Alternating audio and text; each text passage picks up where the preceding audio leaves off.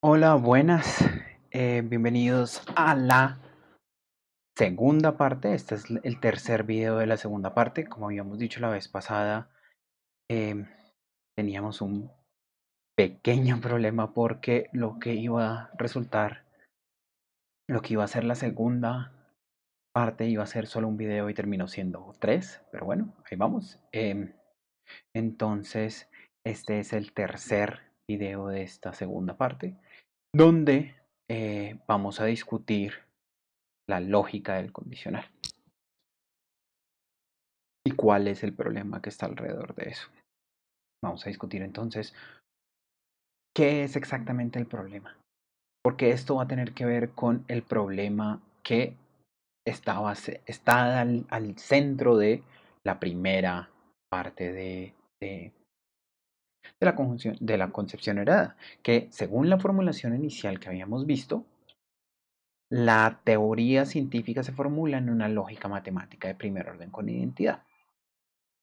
Y esto va a ser problemático. El tipo de lenguaje que está siendo utilizado para explicar va a tener ciertas limitantes. Va a ser limitantes que ya hemos estado viendo cuando estábamos hablando de los términos teóricos, en particular los términos disposicionales, pero ahora lo vamos a ver más concretamente. Entonces, como habíamos dicho, hay problemas con el condicional. Entonces, son problemas de carácter lógico. La lógica se desarrolla muchísimo durante el siglo XX. Entonces, dependiendo del momento, hay desarrollos técnicos en lógica que no estaban disponibles para los científicos y filósofos que estamos considerando.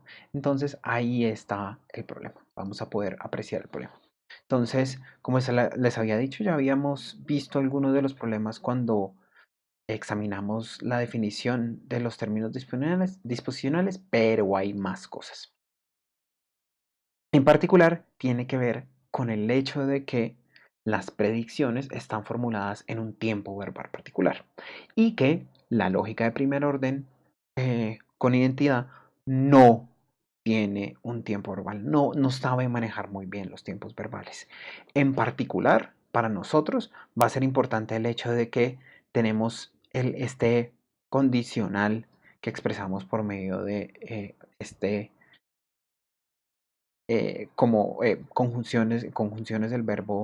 conjugaciones del verbo, perdón, como si se lanzara la pelota tocaría el suelo en 3 segundos. ¿Qué tiempo verbal es este? Y es importante que se fijen en la diferencia entre si lo formulamos en pasado, en presente, en futuro y los diferentes tiempos verbales que podemos tener en español para señalar que no es exactamente lo mismo. Y cuando intentamos poner esto en la lógica, es decir, cuando intentamos formalizar esta oración, hay algo que se pierde. Entonces, piensen en la diferencia en particular de la oración, entre la oración si se lanza la pelota, toca el suelo en 3 segundos, y la oración si se lanzara la pelota, tocaría el suelo en 3 segundos. ¿Qué diferencias hay ahí? ¿Cómo se pueden apreciar esas diferencias y si van a influir? Fíjense que aquí estamos hablando de la diferencia entre un condicional en el subjuntivo y un condicional en tiempo presente. En particular, esto va a ser problemático, como ya habíamos señalado, por el hecho de que el condicional de la lógica que estamos considerando es el condicional material, que tiene una condición de verdad bastante particular, a saber, que es verdadero salvo en las ocasiones en que su antecedente es verdadero y el consecuente es falso. En todas las demás, el condicional eh, es verdadero. Entonces, por ejemplo, si el antecedente es falso y el consecuente es verdadero, el condicional es verdadero. Si el antecedente es falso y el condicional es falso, el condicional también es verdadero.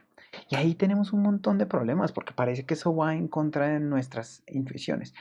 En particular, este de si es falso, entonces, independientemente del valor de verdad del consecuente, si el antecedente es falso, como decía, el condicional es verdadero. Y eso parece que intuitivamente no nos da.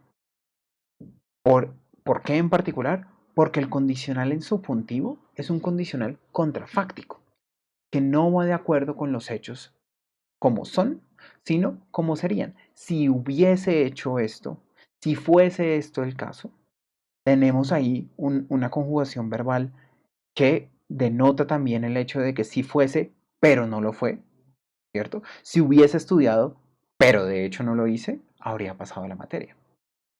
Si hubiese prestado atención a los videos a tiempo, pero de hecho no lo hice, habría tenido preguntas. Espero que eso no sea caso para ninguno de ustedes.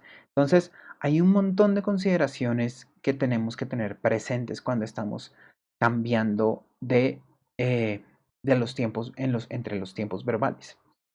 Porque tenemos una pregunta aquí. Este condicional, que parece que ya viene inscrito en él, el hecho de que el antecedente es falso, no vamos a poder capturarlo por medio del condicional material. ¿Por qué? Porque es un condicional cuyo antecedente es siempre falso, porque va contra los hechos, es un contrafáctico. Y si eso es así, el condicional material dice que todos los condicionales son de ese estilo, son verdaderos. Y parece que nosotros queremos decir, no, no, no, no, no. Esto es verdadero en algunos casos, pero no en otros. Hay algunos casos donde podemos decir que este condicional va a ser verdadero y en otros que es falso. Entonces, ¿cómo podemos distinguirlo? La lógica no lo va a poder hacer. Entonces, necesitamos una lógica, no una lógica de predicados de primer orden con identidad, sino una lógica más poderosa. Y ahí nos metemos en un tema súper chévere. Hay un montón de cosas sobre esto. Hay un montón de cosas en el sentido en que la lógica em, que va más allá de la lógica de primer orden tiene un montón de cosas súper interesantes filosóficamente. En particular, vamos a ver que la lógica podemos extenderla por medio de un lenguaje modal. Un lenguaje modal va a ser aquel que nos permite coger esa lógica que tenemos y extenderla para hablar de las diferentes formas en que puede llegar a ser verdadera una oración. De ahí el modal, las modalidades de verdad. Entonces, hay lógicas modales que son lógicas modales aléticas que tienen que ver con la verdad, que hablan de cómo puede ser la verdad. ¿Y cómo puede ser la verdad? Las verdades en particular, podemos estar hablando de posibilidad. Una verdad posible y una verdad necesaria y sus contrapuestos. Una verdad imposible y una verdad que nada más, una verdad que no es posible y una verdad que no es necesaria. Vamos a ver que hay una forma de interdefinición entre estos, pero en general el lenguaje se ve ampliado cuando incluimos este tipo de cosas. Entonces, ¿cómo se determinan los condicionales contrafácticos? Cuando en un mundo posible cercano el condicional material correspondiente es verdadero. Esto es una forma de hacerlo. Entonces, vamos a ver cómo esto nos ayuda. Y aquí necesitamos como, de cierta manera, que nada más tengan una idea general, porque los detalles son tema de otra clase, donde podríamos ver como cuestiones de la lógica y cuestiones de la modalidad. La lógica modal tiene una profundidad filosófica muy interesante, en particular porque es una lógica matemática que ha sido desarrollada gracias a los avances filosóficos, que entonces hay muchas cosas súper interesantes ahí. Pero entonces, cuando estamos hablando de mundos posibles, no se deben entender como mundos que existen en universos paralelos. No es que existan así, sino que se entiende como un sistema teórico, como que la idea es que nos sirva para entender qué es lo que queremos decir. Es un modelo matemático. Sin embargo, como señalo ahí, David Lewis, sí cree que los mundos posibles existen realmente y él lo considera necesario para poder hacer algunas de las explicaciones de la semántica y de la naturaleza de la posibilidad de las esencias. Pero de nuevo, como señalaba, eso es materia de otra materia. Eh, en particular, nosotros vamos a ignorar esa forma de entender los mundos posibles y simplemente los vamos a entender como una forma de entender qué es la modalidad, como modelos de Kripke. Y un modelo de Kripke simplemente es una colección de mundos posibles con expresiones de verdad para cada uno de los fundibles con relaciones de accesibilidad entre tales mundos. Eso se entiende más por medio de un dibujito. Piense que ahí podemos estar hablando, la figura 1.2 es un modelo simplificado que está señalando las relaciones entre cuatro mundos. El mundo 1, M1, el mundo 2, M2, M3 y M4. Y cada una de las flechas señala la relación de accesibilidad que se tiene a cada mundo. Y las relaciones de accesibilidad es lo que nos determina la necesidad y la posibilidad para cada uno de los mundos posibles, donde la idea es que, por ejemplo, lo que es necesario en M2 va a depender de, por ejemplo, lo que es necesario en lo que es el caso en M1 y en M4, pero no en M3, em, en el caso de la figura 1.2 y también ahora que lo veo, también en el caso de la figura 1.3. Las distinciones entre todo este tipo de casos son no quiero que no quiero que dejen de lado, quiero que dejen de lado, perdón, el modelo, entender cómo funciona exactamente el modelo. Si quieren, luego podemos hablar de cómo funciona la lógica modal. Vale la pena estudiarla más en detalle, pero el punto es que fíjense que este tipo de consideraciones con modelos de Kripke, de necesidad y posibilidad, son el tipo de cosas que ustedes no han visto sino hasta ni en lógica 1 ni en lógica 2 y parece que son necesarias para capturar la lógica de los condicionales contrafácticos. Y que la ciencia, los predicados de predicción, necesitan este tipo de condicionales.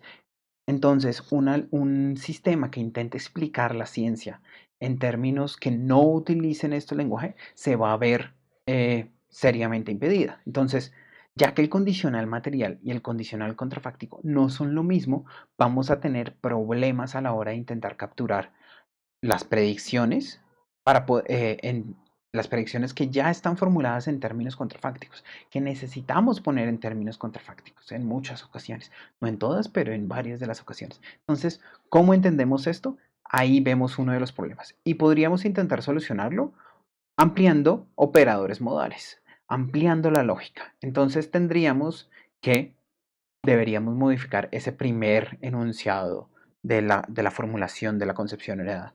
A saber, que debemos decir que una teoría científica se formula en una lógica matemática de primer orden con identidad y además extendida para incluir un lenguaje con operadores modales.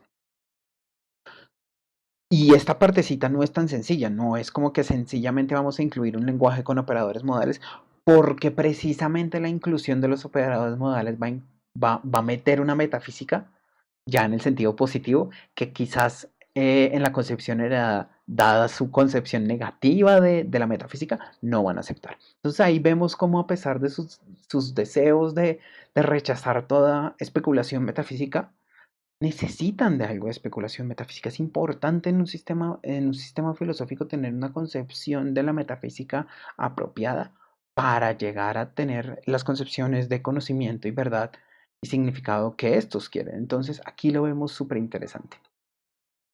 Bien, por último, vamos a hablar de la división entre los términos teóricos y los términos observacionales. Esta división hace parte de las cosas que nosotros señalábamos como fundamental dentro de la concepción heredada y vamos a ver cómo también, a pesar de que podemos entenderlo intuitivamente, vamos a ver algunos problemas a la hora de tratar de determinar con mayor precisión cómo se marca esa diferencia. Entonces, volviendo al enunciado inicial, tenemos que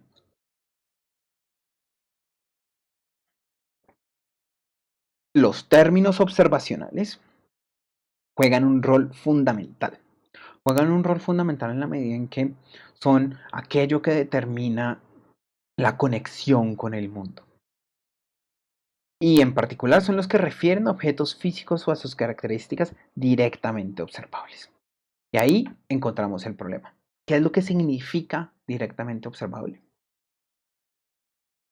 Las propiedades observables son como azul, caliente, grande o relaciones observables como más grande que uno o al lado del otro. ¿Listo? Pero esto lo podemos entender intuitivamente. Sí, podemos entender qué son las propiedades observables en el sentido en que son las cosas que vemos, pero parte del problema, y es justo el tipo de cosas que ya hemos estado viendo con Quine y Popper, es que esta caracterización de lo directamente observable no es tan fácil. No es tan fácil de hacer. No hay una manera unívoca de hacerlo. Entonces, ¿cómo se define lo directamente observable? Por ejemplo, podríamos intentar haciendo una división entre los elementos del mundo y sus atributos basados en las capacidades perceptuales de un ser humano, entre comillas, normal. Podríamos intentar, por ejemplo, hacer una división entre los términos no lógicos y los términos observacionales. Y la idea es que estas divisiones coinciden. Es decir, que los términos en una teoría científica que no son los no lógicos y no observacionales, eh, y los que son los directamente observables, los elementos, los que podemos determinar visualmente, perceptualmente, y en el caso de un ser humano normal, donde estas divisiones coinciden. De nuevo, entonces, tenemos una división entre los elementos del mundo y sus atributos basados en las capacidades perceptuales de un ser humano normal. Tenemos ahí una caracterización. Y la otra es de los términos que no son teóricos y que no son eh, entre los términos teóricos y los términos observacionales, sacando los términos lógicos. La idea es que estas coinciden. Pero precisamente ahí vamos a marcar una diferencia, que era lo que ya vimos con Quine, que no hay una forma clara de distinguir lo puramente observacional y lo puramente teórico. No hay tal división de grado. Es una cuestión, tajante, perdón, es una cuestión de grado. ¿Y cómo se puede apreciar ese tipo de cosas? No, es una cuestión de grado en la medida en que lo que es observacional va a depender de muchas cosas. Por ejemplo, un radiólogo, alguien que se dedica su vida a examinar diapositivas, radiografías de los huesos, va a poder ver cosas diferentes de alguien que no. Y esto va a ser un ejemplo de que vamos a volver, como la percepción está mediada por nuestro conocimiento. Alguien que nunca ha visto un computador puede que no vea computadores. Entonces, la observación no es teóricamente neutral. Entonces, esta división entre lo observacional y lo no observacional y lo teórico va a tener que depender de muchas más cosas de lo que aparentemente depende. ¿Listo? Entonces, con esto terminamos esta segunda parte que examina los diferentes puntos que necesitamos reevaluar. Hablamos de la división entre los términos teóricos, la relación con las reglas de correspondencia, el, el, el tipo de lógica y varias consideraciones que parece ir motivando a la lógica para que se vayan moviendo poco a poco a una versión diferente. En la última parte vamos a hablar de cómo queda la concepción heredada, cuál es la versión final, lo más cercano a una versión final. Recuerden que esto es una idealización. Y unas preguntas con respecto a para qué hacer este tipo de cosas. ¿Listo? Entonces, bueno, con esto terminamos este video y nos vemos en el siguiente.